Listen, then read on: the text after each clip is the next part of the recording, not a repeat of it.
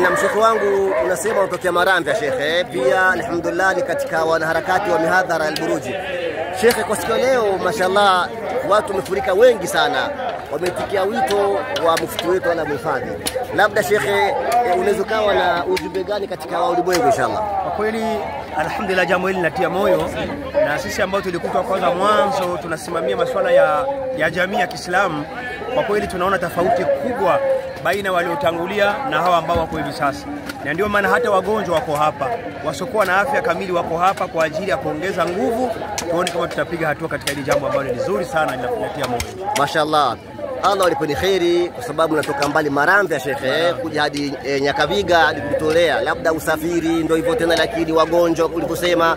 Halafu labda ni wito gani unafikishia wale ambao bado wanazezeta, yani bado wanazubaa, wanaishi Buyenzi, Nyakabiga, labda wengine Aziatika, lakini hawakufika hapa shekhe? Naam. Kwa kweli na hawamasisha Waislamu, ndugu zetu Waislamu ambao tuna zaidi ya karne nzima Uislamu umeingia Burundi, zaidi ya karne nzima. Naam. Maendeleo ambayo tumeyapata katika hii miaka yote zaidi ya 100 ni madogo sana. Kwa hiyo tunaomba tujiunge pamoja, tuongeze nguvu pamoja, tuweze kupata maendeleo makubwa katika hizi siku zinakwenda mbele katika uhai wetu.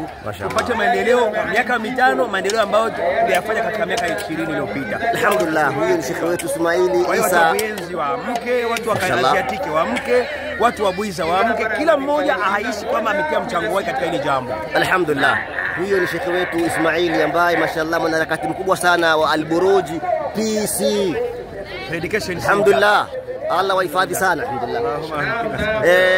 Pia tuna mwingine hapa ambaye kabisa alhamdulillah hivyo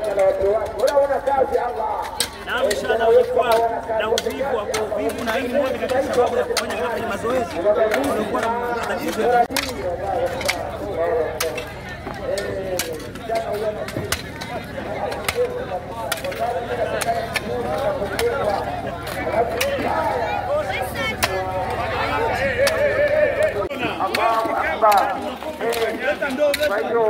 jambo la heri sana.